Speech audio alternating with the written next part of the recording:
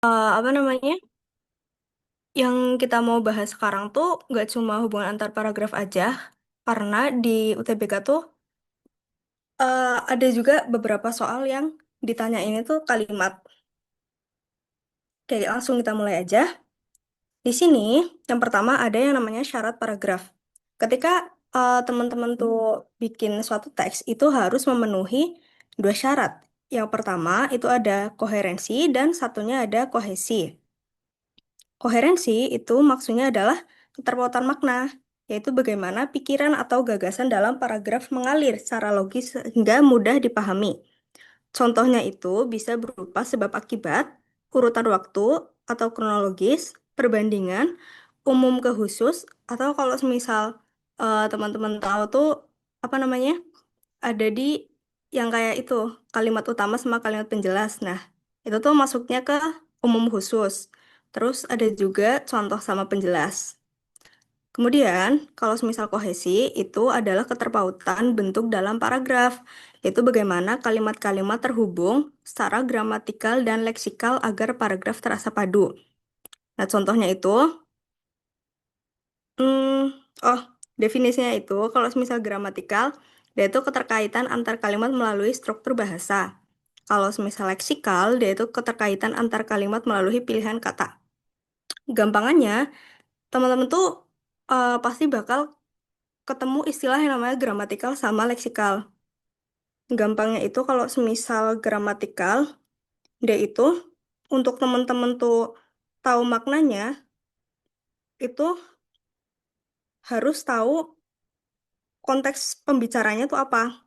Jadi maknanya itu bukan dari makna yang teman-teman tuh dapat dari kamus, tapi tergantung sama sebenarnya tuh yang dibicarain tuh apa gitu. Jadi harus tahu konteks pembicaraannya. Wait.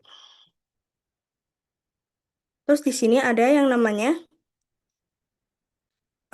terhubung secara leksikal. Kalau misal leksikal, itu berarti maknanya bisa langsung dicari di kamus atau KBBI gitu. Gitu guys.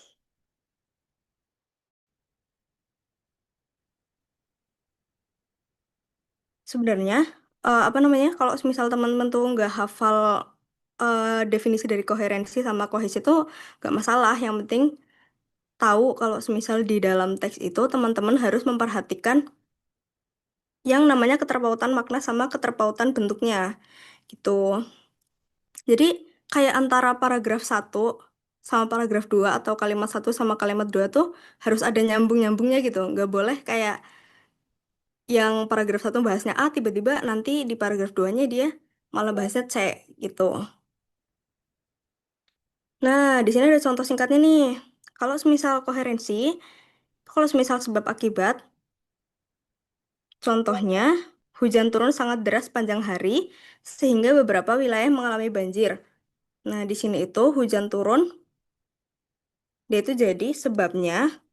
Kemudian sehingga beberapa wilayah mengalami banjir, ini adalah akibatnya.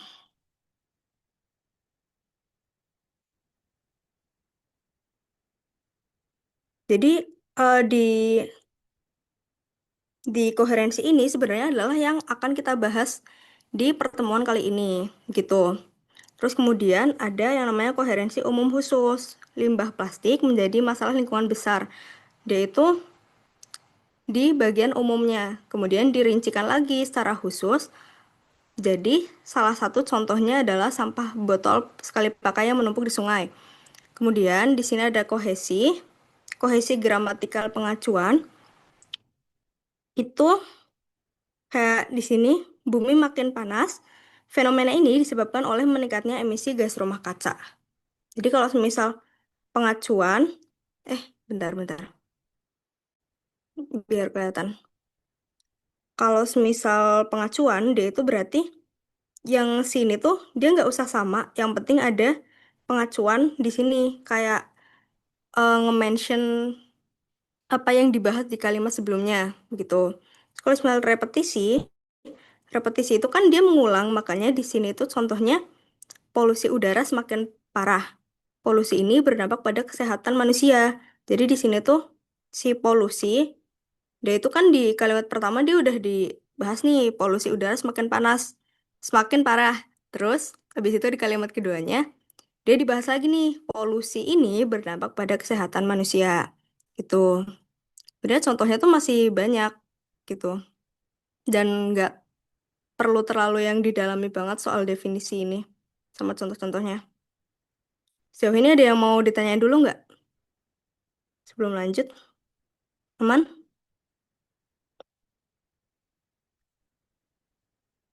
Aman-aman guys. Kalau aman, aku izin lanjut. Eh, oh ya, aku izin lanjut ke bagian yang setelahnya. Nah, ini contoh soalnya nanti terakhir-terakhiran aja lah ya. Nah, sebenarnya di sini aku disclaimer dulu kalau misal di sini kita akan membahas dia itu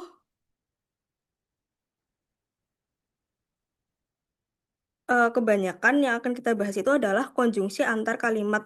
Meskipun di sini aja ada juga eh, banyak konjungsi yang dia itu bisa berperan jadi antar kalimat sama intrakalimat. Sebelumnya aku juga mau jelasin kalau semisal konjungsi antar kalimat dia itu fungsinya untuk menghubungkan dua kalimat atau dua paragraf itu. Karena otomatis kalau semisal dua kalimat itu Eh, kalau semisal dua paragraf itu kan otomatis dia udah lintas kalimat ya. Makanya dia itu bisa pakai konjungsi antar kalimat gitu. Terus ada juga intra kalimat. Kalau semisal intra kalimat dia itu ada di tengah-tengah kalimat. Dan biasanya yang sering rancu itu ada konjungsi namun sama tetapi gitu. Nanti mungkin aku bakal jelasin juga lebih lanjut. Nah, di sini aku udah ngerangkum beberapa yang emang dia itu banyak ditanyain di UTBK. Itu ada penambahan, pertentangan, sebab akibat, terus di sini ada penguatan, perumpamaan, sama perbandingan. Kalau misal perumpamaan tuh dia jarang sih sebenarnya. Jarang. Ini gimana sih? Oke. Nah, itu kalau misal perumpamaan tuh jarang dan paling gampang buat apa ya? Buat dilihat gitu.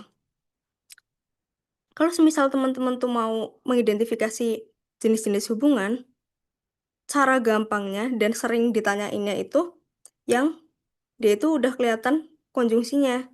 Dan biasanya si konjungsi ini dia itu letaknya ada di awal kalimat atau awal paragraf. Tapi ada juga yang dia itu si konjungsinya dia itu nggak kelihatan banget dan susah buat diidentifikasi. Makanya teman-teman itu juga harus paham konteks pembicaranya tuh apa gitu. Atau kayak kalau misal di pertemuan kemarin kan kita udah bahas soal gagasan pokok. Nah, itu juga kayak gagasan pokoknya harus dipertimbangin gitu. Karena sejauh aku dulu ikut TO dan juga pengalaman aku waktu TBK, itu ada yang kayak dia itu paragraf atau kalimat, apa namanya? eh Paragraf atau kalimat yang dia itu nggak kelihatan banget konjungsinya. Terus kita disuruh ngasih tahu itu hubungannya apa. Nah, caranya tuh kayak semisal yang pertentangan nih. Kalau semisal pertentangan, dia itu kan kayak ya menentang kayak yang satu positif, yang satu negatif. Jadi teman-teman tuh juga harus tahu gampangnya tuh kayak gitu tuh. Apa namanya? Kayak identifikasinya pakai positif negatif atau pakai apakah dia itu mendukung satu sama lain atau enggak gitu.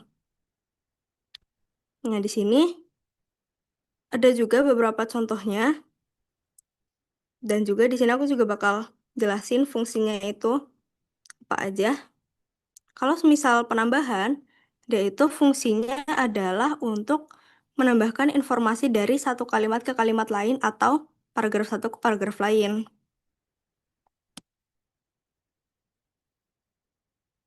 Kayak semisal nih di paragraf satu dia itu udah menjelaskan suatu informasi. Terus nanti di paragraf 2-nya dia itu konteksnya masih sama nih. Masih sama kayak paragraf satu, cuma dia itu kayak nambahin keterangan yang emang belum di-include di dalamnya gitu.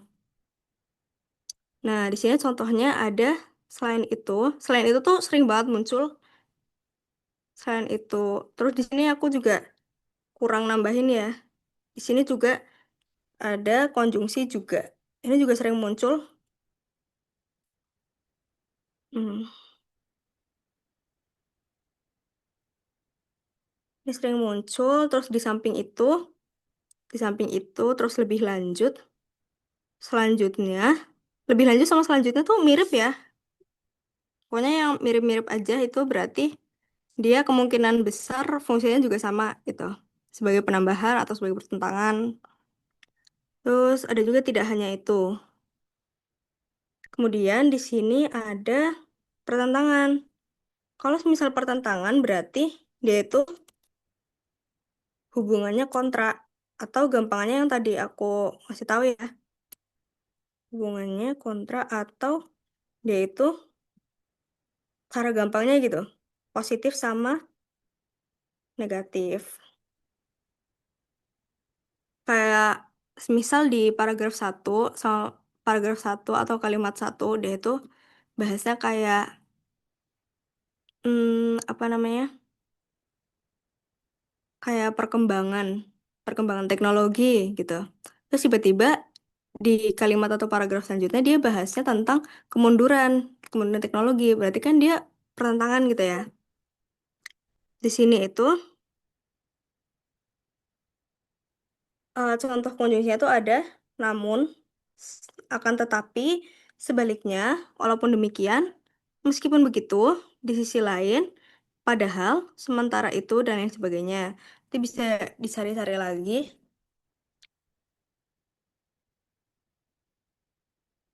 Dan usahain nyarinya tuh kalau emang fokusnya ke antar paragraf atau antar kalimat, berarti nyarinya atau ngehafalinnya tuh yang antar kalimat. Kalau semisal dia itu di dalam kalimat, berarti dia pakainya antar kalimat. Nah, si kata namun sama akan tetapi, dia itu sering banget disalahpahami kalau dia itu bisa di tengah kalimat, padahal mereka berdua itu masuknya ke antar kalimat. Tuh. Sebenarnya teman-teman juga bakal belajar ini di PBM. Lebih lanjutnya gimana? Kalau misal di dalam kalimat dia tuh bisanya pakai tetapi gitu, nggak usah ada akannya. Kalau misal di tengah kalimat tuh. Di sini ada lagi yang namanya sebab akibat. Kalau sebab akibat berarti yang satu dia itu harus jadi sebab, satunya jadi sebab, dan satunya lagi dia tuh jadi akibatnya. Akibatnya tuh apa gitu. Kayak di sini itu contoh konjungsinya itu ada akibatnya. Oleh karena itu, dengan demikian, sebagai dampaknya dan lain sebagainya. Nah, di sini aku juga mau ngasih tips. Biasanya tuh yang ada kalimat kayak gininya, itu bisa jadi penanda. Hmm, bisa jadi penanda yang kalimat utamanya itu ada di akhir paragraf. Jadi kayak seolah-olah di sini itu dia ngasih kesimpulan gitu. Eh, Kemudian di sini ada penguatan. Kalau semisal penguatan berarti di misalnya tuh di paragraf satu dia tuh udah ngasih tahu informasi. Terus di paragraf keduanya atau paragraf selanjutnya dia itu kayak ngasih informasi tambahan yang fungsinya itu buat jadi argumen.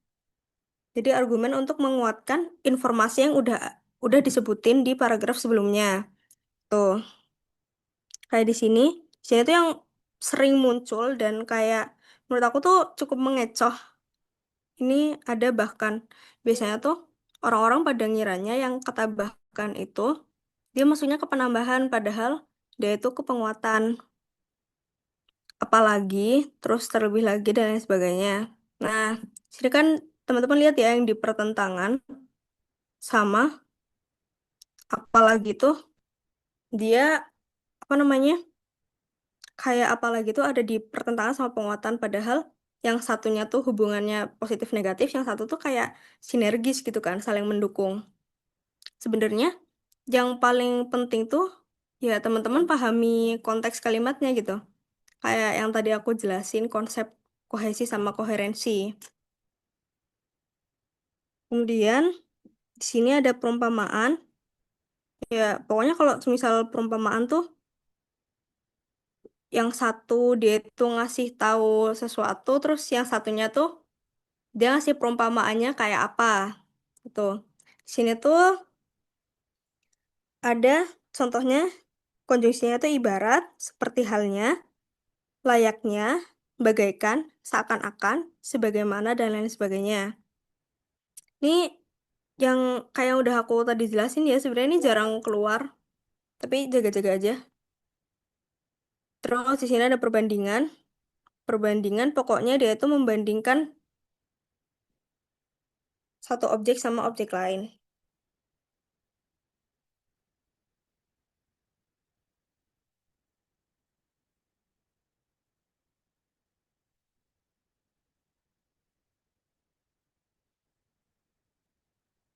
Jadi kayak kalau misal di perbandingan, di sini kan contohnya tuh ada yang ini nih yang di sisi lain, di sisi lain kan dia ada di perbandingan, tapi di sini di pertentangan juga ada. Kalau misal perbandingan ya, setahu aku dia itu emang udah ada fokusnya gitu. Fokusnya tuh membandingkan satu objek sama objek lainnya. Jadi objeknya tuh ada dua. Kalau semisal pertentangan, biasanya dia itu membahas satu topik, tapi dia tuh dijelasin dari berbagai sisi yang dia itu sifatnya bertentangan. Gitu. Itu juga aku bakal ngasih tahu contoh-contohnya. Kemudian, em, iya ini contoh soalnya.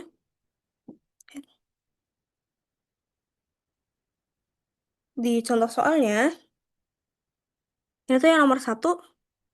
Nah, kayak yang tadi aku bilang ya, cara gampang, cara paling gampangnya tuh biasanya konjungsi dia itu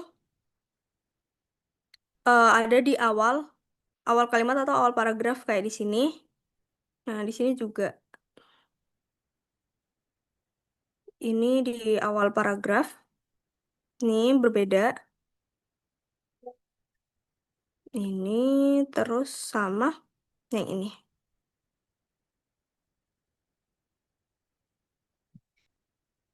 Nah, aku coba bahas dari yang nomor satu dulu.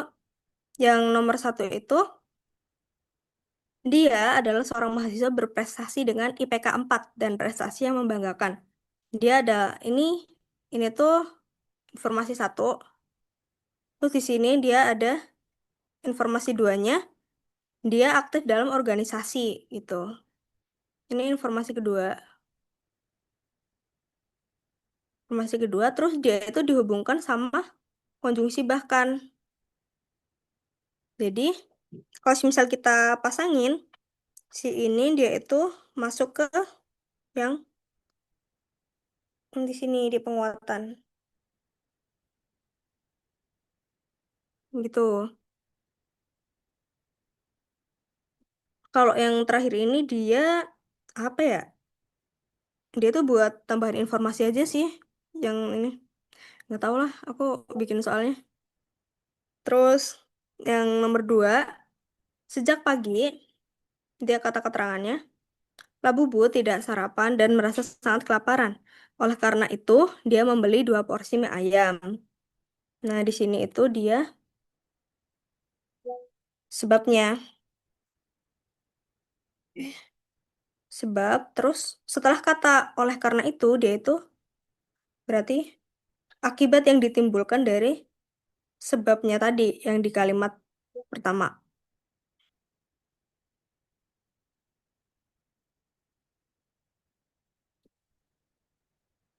Kok kayak kepotong ya? Terus karena dia ini udah kelihatan banget ya polanya sebab akibat. Jadi dia masuknya ke yang sebab akibat.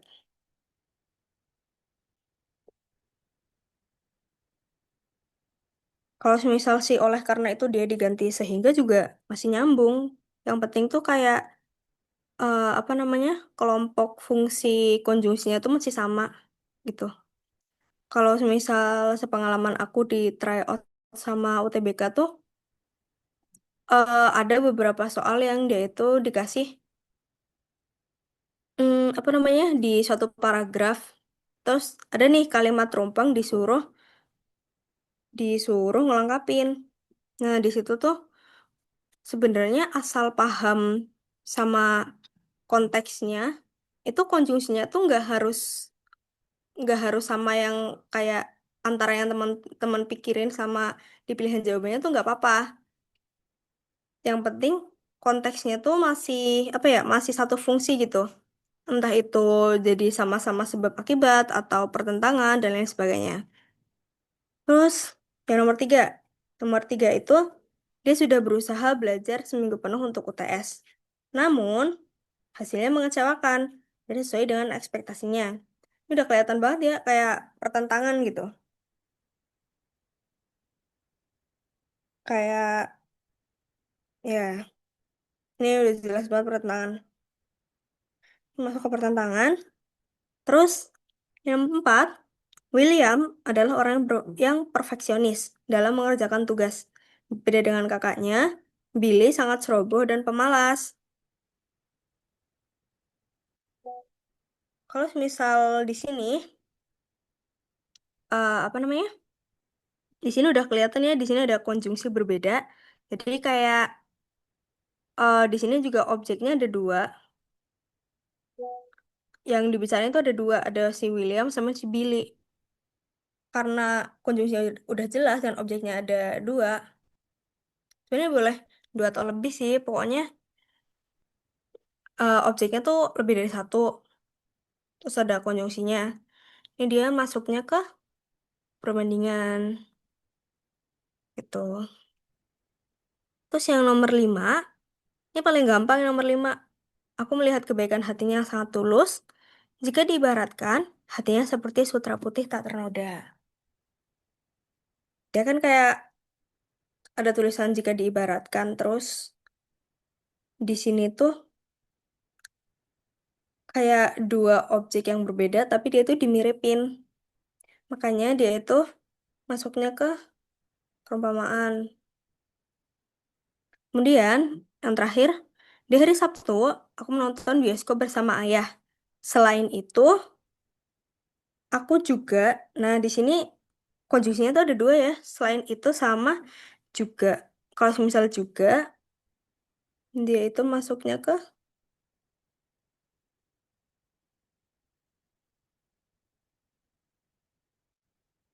konjungsi intrakalimat. Karena dia itu ada di tengah-tengah paragrafnya. Ada di tengah-tengah kalimatnya. Sorry, sorry. Ini kelihatan ya kayak Di hari Sabtu aku menonton bioskop bersama ayah. Terus ditambahin lagi nih kegiatannya. Kegiatannya dia juga diajak jalan-jalan ke mall oleh teman sekelasku. Jadi dia itu nanti masuk ke penambahan penambahan informasi. Aduh, ini kok gimana sih? Kocak. Nah, oke deh. Ada yang mau ditanyain dulu nggak sebelum lanjut? Aman, guys? Kalau aman, aku izin untuk lanjut. Oke, di sini ada contoh soal analisisnya. Biasanya kalau misal di UTBK tuh dia cuma 2 paragraf doang sih, nggak terlalu panjang banget. Nah, tipsnya yang pertama, tips yang pertama tuh analisis konjungsi di awal kalimat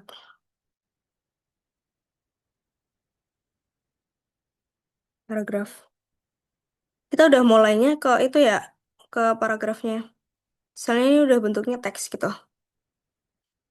Oke, kita kalau misalnya nomor yang paragraf 1 kan dia baru permulaan, jadi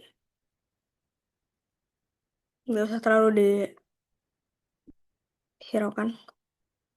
Terus di sini tuh ada selain itu, namun demikian oleh karena itu. Nah ini dia itu memudahkan teman-teman kalau semisal nanti di soal itu biar cepat ngerjainnya. Kalau semisal dilihat di sini, kalau semisal yang itu, dia kan udah kelihatan banget nih, dia penambahan.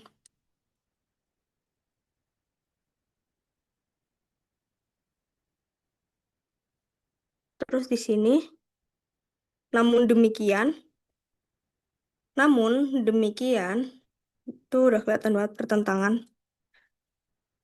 Oleh karena itu, berarti dia ada sebab akibat.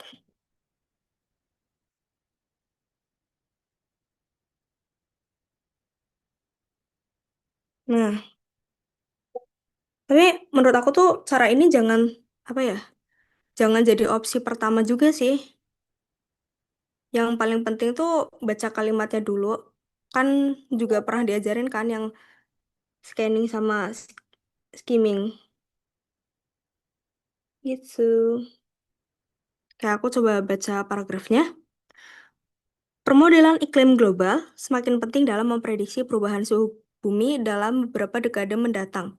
Data dari satelit, stasiun cuaca, dan pengamatan oseanografi menjadi dasar untuk menyusun model iklim yang akurat. Para peneliti terus memperbaiki algoritma untuk meningkatkan ketepatan simulasi sehingga hasil prediksi dapat digunakan untuk kebijakan mitigasi perubahan iklim. Selain itu, perkembangan kecerdasan buatan AI mulai dimanfaatkan untuk mengolah data iklim dalam skala besar. AI memungkinkan identifikasi pola-pola anomali yang sebelumnya sulit dideteksi oleh metode konvensional. Penggunaan teknologi ini diharapkan mempercepat proses analisis dan meningkatkan akurasi prediksi. Namun demikian, penggunaan AI dalam permodelan iklim masih menghadapi tantangan besar.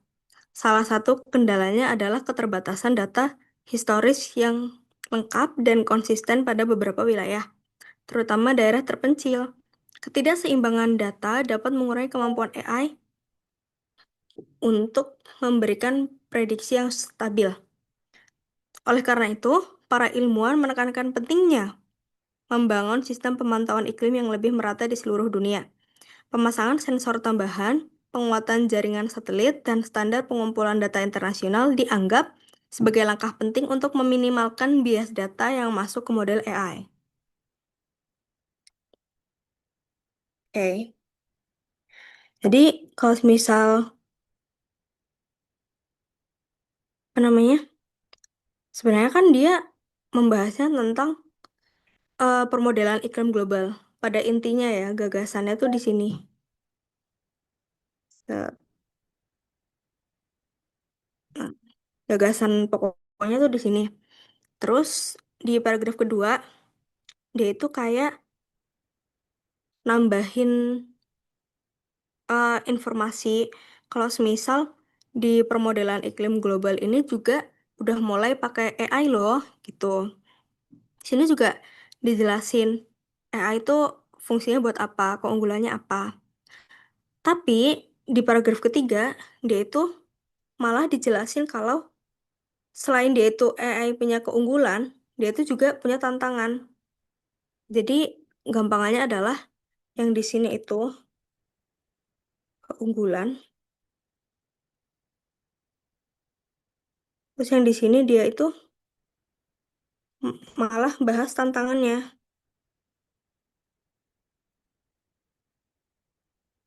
alias dia itu berarti negatif. Kalau udah kelihatan polanya tuh positif negatif, berarti dia itu masuknya ke pertentangan antara yang 2 sama 3. Kemudian di sini ada sebab akibat. Sebab akibat ini hmm, apa namanya? Di sini kan dia udah dijelasin keunggulannya apa, terus selanjutnya itu tantangannya apa. Jadi yang dimaksudkan oleh karena itu di sini tuh si yang ini dia itu jadi akibatnya.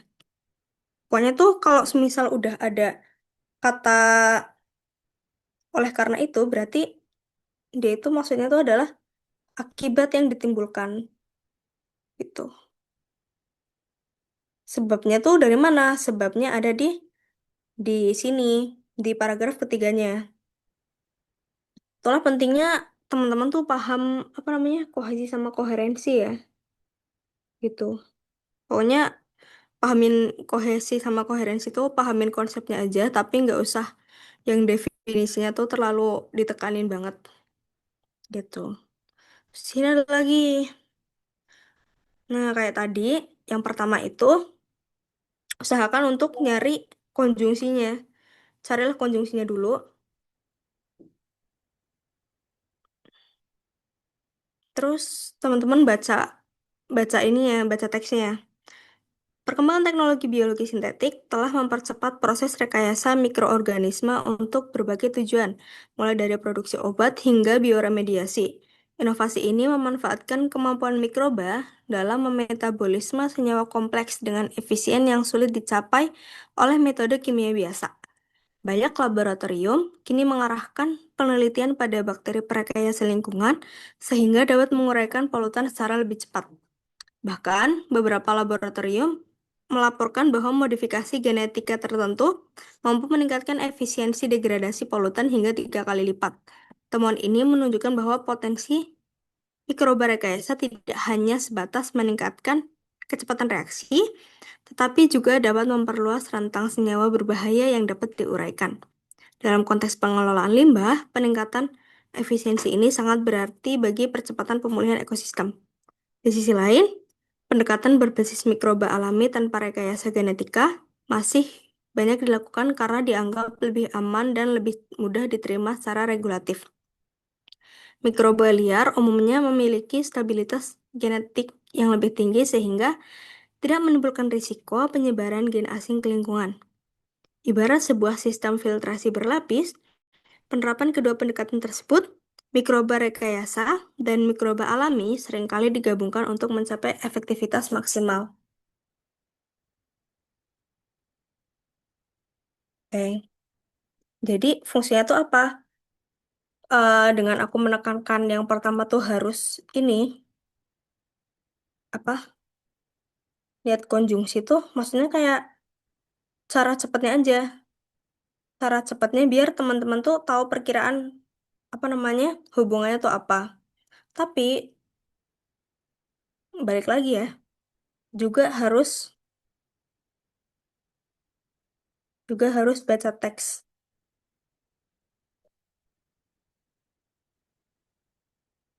buat mastiin kebenaran apa namanya dugaan teman-teman tuh bener apa salah gitu.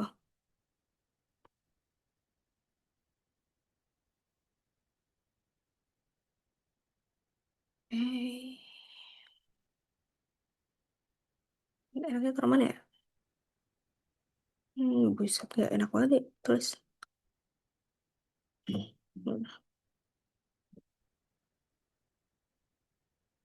Karena apa namanya? Tadi juga udah di cross check dari itu apa namanya sih? Baca paragrafnya. Tadi bisa dilihat ya. Kalau semisal yang paragraf pertama itu pokoknya dia itu yapping atau dia itu pokoknya pengantar aja, pengantar informasinya. Kemudian yang paragraf kedua, eh, bentar ya. Hmm, Ini ya, sorry.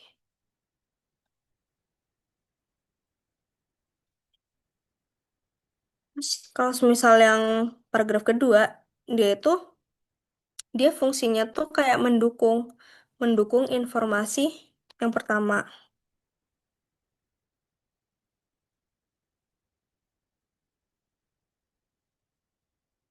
Karena dia itu fungsinya buat mendukung, makanya udah kelihatan banget nih kalau si dia itu kayak seolah kayak seolah dia itu apa ya, memberikan argumen lah, memberikan argumen yang meyakinkan supaya si informasi pertama itu dia itu bisa lebih dipahami sama pembacanya. Makanya dia itu masuknya,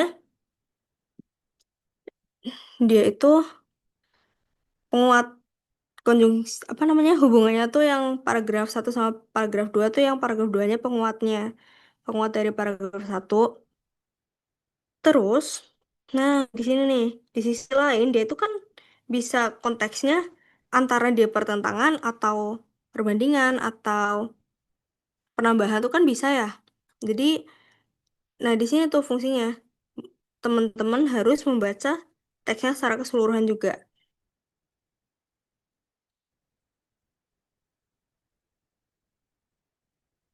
Nah, terus apa namanya?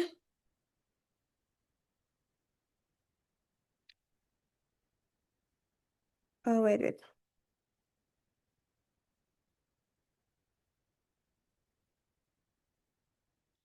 Ini tuh bentar-bentar, aku baca lagi. Bahkan beberapa laboratorium melaporkan bahwa modifikasi genetika tertentu mampu meningkatkan efisiensi degradasi polutan hingga 3 kali lipat. Temuan ini menunjukkan bahwa potensi mikroba rekayasa tidak hanya sebatas meningkatkan kecepatan reaksi, tapi juga dapat memperluas rentang senyawa berbahaya yang dapat diuraikan. Dalam konteks pengelolaan limbah, peningkatan efisiensi ini sangat berarti bagi percepatan pemulihan ekosistem. Di sisi lain, pendekatan mikroba masih banyak digunakan karena dianggap lebih aman. Oke. Karena dia itu si dia tuh ngomongnya modifikasi yang di nomor 2 itu bilangnya modifikasi genetika tertentu mau meningkatkan efisiensi. Tapi di paragraf ketiganya dia itu malah ngomongnya mikroba alami tanpa rekayasa. Karena dia itu apa? Yang satu positif, yang satu negatif, makanya dia itu masuknya ke pertentangan gitu. Yang keempat, yang keempat tuh gampang banget ada tulisan ibarat. Jadi dia masuknya ke perumpamaan. Begitu. Terus aku mau lanjut. Ini yang terakhir. Eh,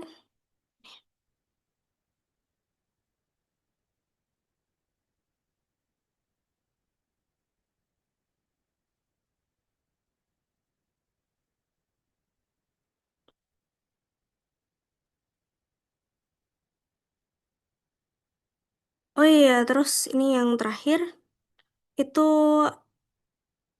ada contoh soal. Nah, contoh soal ini FYI aja. Ini tuh soal UTBK tahun 2025. Jadi di sini aku ngasih tahu sebenarnya bukan apa ya. Kalau misal teman-teman tuh tahu yang kebocoran UTBK tahun 2025 itu nggak boleh dicontoh ya. Di sini aku ngasih tahu aja buat apa namanya gambaran teman-teman kalau misal soal UTBK tuh bentukannya kayak gimana. Soal UTBK tuh bentuknya kayak gini. Pokoknya anomalinya biasanya tuh 2 sampai 3 paragraf aja cukup kalau buat UTBK. Apalagi PPO sama PBM tuh menurut aku lebih pendek daripada LBI. Kalau LBI itu kalau nggak salah 4 sampai 5 paragraf ada lah. Yang LBE juga 4 sampai 5 paragraf kalau nggak salah. PPO PBM tuh hey, iya betul betul betul. LBE emang anomali. Nah, kadang di soalnya tuh kan kita harusnya itu ya biar kalau misal kita pakai cara cepat kita nyari konjungsinya dulu kan. Cuma di sini tuh nggak kelihatan nih konjungsi di awal kalimatnya tuh di mana. Makanya di sini di soalnya tuh, nah kalau misal nemu kayak gini baca soalnya dulu. Soalnya itu kata yang tepat di awal paragraf 2 untuk menghubungkan kedua paragraf pada bacaan di atas adalah terus setelah baca soalnya itu pahami si kata kuncinya itu apa. Karena di sini kata kuncinya itu menghubungkan kedua paragraf, berarti kan konteksnya tuh kita disuruh mencari konjungsi, gitu kan. Ya pokoknya nyari konjungsi lah gitu. Terus setelah itu teman-teman juga lihat di opsinya. Fungsinya lihat opsi itu salah satunya adalah biar teman-teman tuh tahu perkiraan kayak apa namanya? Perkiraan cara pola pikirnya teman-teman nyari jawaban tuh kayak gimana gitu. Di sini itu opsi jawabannya tuh ada sementara itu lebih jauh lagi. Oleh karena itu berbeda dengan hal di atas, terus berkaitan dengan hal tersebut.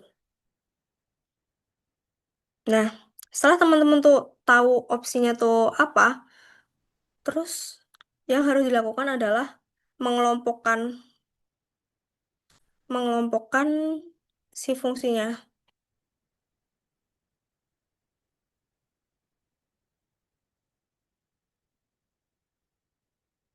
Terus aku tuh suka apa namanya kalau semisal nemu kayak gini tuh aku eliminasi yang kira-kiranya tuh pasti salah. Dan apa ya, yang kayak ambigu-ambigu lah itu dieliminasi aja nggak apa-apa gitu. Setelah itu, tapi si mengelompokkan fungsi konjungsinya tuh nanti terakhir-terakhirnya nggak apa-apa sih aslinya. Terus habis ini kita coba baca teksnya. Di teksnya itu dia ngomong, bentar, gimana ya? Awan terbentuk dari kristal udara dan air yang seharusnya lebih padat daripada udara. Namun, awan terlihat melayang bebas, mengapung tinggi, dan nah, dia harusnya di sini mana sih kocok? Nah, di sini tuh nanti mungkin di LBI atau LBI, PPU atau PBM tuh ada yang namanya materi paralelisme. Paralel apa paralelisme ya? Pokoknya tuh kayak ketika teman-teman tuh membuat suatu rincian di dalam teks, itu dia itu harus satu golongan. Kayak kalau misal dia itu imbuhannya pakai berarti si semua yang dalam rincian tuh harus semuanya tuh pakai semua. Kayak di sini tuh dia kan udah melayang bebas, mengapung tinggi, tiba-tiba perlawanan gravitasi. Jadi dia tuh harusnya melawan gravitasi. Gak boleh dia tuh kayak beda sendiri. Nanti apa namanya di PPU khususnya itu nanti bakal ada bab yang membahas tentang logis atau enggaknya suatu kalimat atau suatu paragraf. Pokoknya tuh kalau nggak salah si logis nggak logis tuh nanti bakal ditinjau dari segi puebi, terus kayak penggunaan konjungsi, paralelisme, terus kayak apa namanya? Ya pokoknya banyak lah kalau misal logis-logis tuh. Dan menurut aku materi yang cukup susah untuk dianalisis di PPU tuh adalah SPOK yang tata kalimat sama logis-logisnya itu. Karena aturannya tuh banyak harus benar-benar kayak paham banget. Kalau kayak hubungan-hubungan ini kan asalkan paham tipsnya, paham apa namanya, paham cara ngerjainnya tuh bisa. Terus kayak contoh-contoh yang udah aku kasih tadi, sebenarnya masih banyak lagi. Mungkin nanti teman-teman bisa nyari lagi di Google atau di mana lah, di buku-buku buat dihafalin. Nah, kita langsung aja ya, aduh malah OT. Hal itu terjadi karena awan tersebut tenggelam di dalam udara sekitarnya. Hanya saja awan tersebut tenggelam dengan kecepatan yang sangat lambat sehingga terlihat mengapung. Galileo Galilei, jauh sebelum abad ke-16, menjelaskan bahwa benda jatuh bebas dengan kecepatan yang sama terlepas dari masanya. Gaya gravitasi yang mendorong benda ke bawah dan memaksanya jatuh ke permukaan bumi. Nah, ini juga dia harusnya nggak boleh di sini. Ini nanti bahasanya tuh ada di logis nggak logis. Jadi kalau semisal di dalam kalimat, dia itu minimal harus ada objek sama predikat. Tapi di sini, si kata yang ini dia tuh malah bikin seolah-olah di dalam kalimat tuh nggak ada eh predikatnya. Nanti mungkin aku bakal jelasin lagi di pertemuan-pertemuan berikutnya gitu. Lanjut, gera- oke, gaya gravitasi mendorong benda ke bawah dan memaksanya jatuh ke permukaan bumi. Sebaliknya, penerjun payung dapat mendarat dengan aman karena parasut mendistribusikan massa ke area permukaan yang luas. Karena tersebar di area yang luas, hambatan udaranya sangat besar pada awan. Nah, hmm, apa ya? Di sini menurut aku yang perlu digarisbawahi adalah di sini ada kata sebaliknya. Menurut aku ya, eh, oh ya, mm-mm. Menurut aku ya, kalau semisal di sini dia itu, kita pakai logika gampang aja deh. Kalau semisal di sini dia itu udah ngomongin pertentangan, dia tuh di sini nggak mungkin apa ya, kayak kecil banget kemungkinannya buat dia membahas soal pertentangan lagi. Dan kalau semisal kita lihat dari konteks kalimatnya, si yang pertama ini paragrafnya dia membahas tentang awan tuh terbentuknya gimana sih, gitu kan.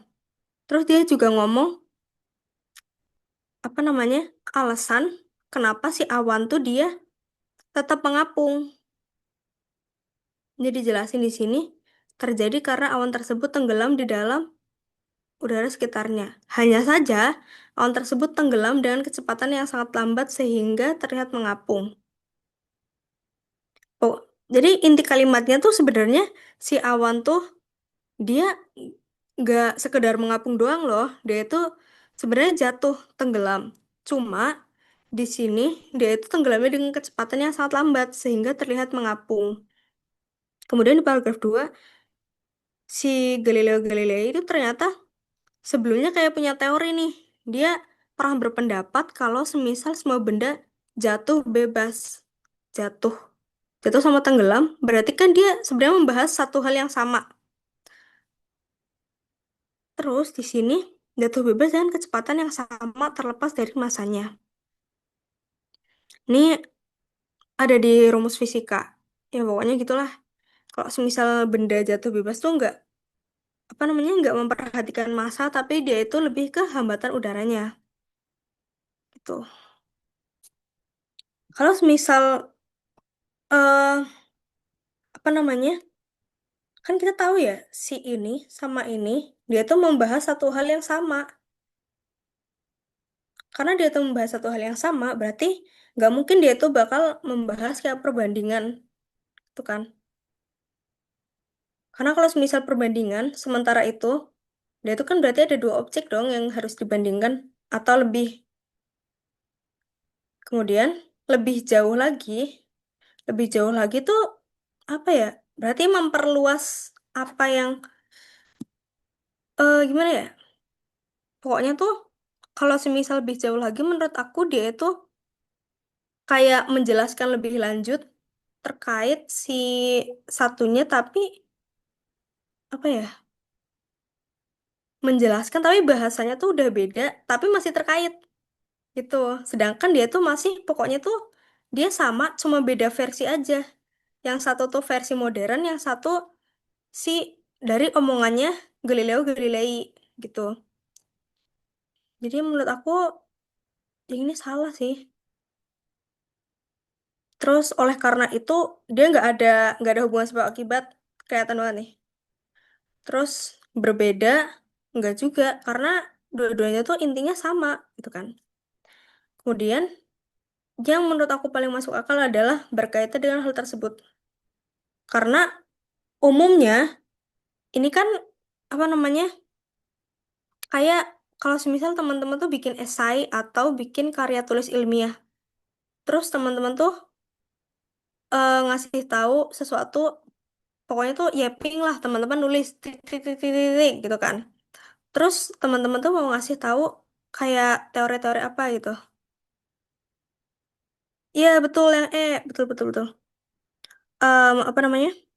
Terus teman-teman tuh ngasih tahu teori atau pokoknya tuh gagasan yang emang udah dikasih tahu sama suatu ilmuwan. Berarti kan sebenarnya adalah teman-teman mau mengaitkan apa yang jadi gagasannya teman-teman sama gagasan yang udah ditulis sama ilmuwan tersebut. Makanya kalau di sini tuh dia bisa jawabannya tuh yang gitu. Kadang apa namanya di sini tuh di soalnya dia nggak dibilangin kata yang tepat di awal paragraf untuk menghubungkan kedua paragraf pada bacaan di atas, tapi yang ditanyain tuh kata yang tepat untuk mengisi bagian yang rumpang gitu. Begitulah. Ya, ini udah selesai sih sampai paragraf sampai halaman 10. Ini ada beberapa yang ada satu halaman yang belum aku bahas nanti buat eh, latihan aja karena dia tuh masuknya ke kalimat ya. Dia antar kalimat belum antar paragraf. Jadi ini buat pembiasaan aja buat nyari konjungsinya tuh yang mana gitu. Oke, mungkin segitu aja dari aku. Ada yang ada yang mau ditanyain atau disampaikan dulu? Aman-aman?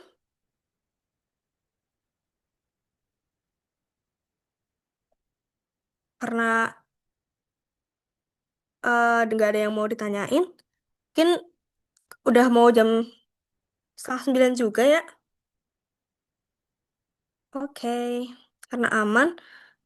Untuk hari ini aku cukupin dan setelah ini aku bakal nge-share materinya juga di grup buat latihan. Setelah ini silahkan buat teman-teman untuk leave dari meeting dan melanjutkan kegiatan selanjutnya. Terima kasih.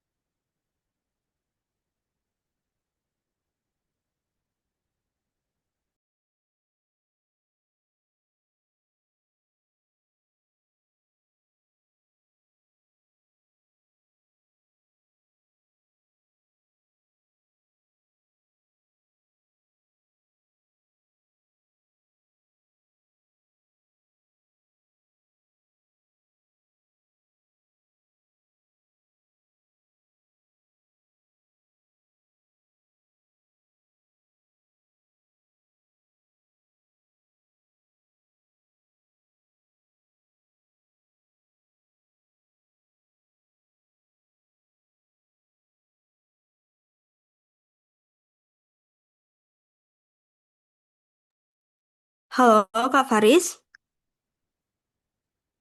ini udah selesai mungkin screen recordnya bisa Oh iya, dimatiin. oke.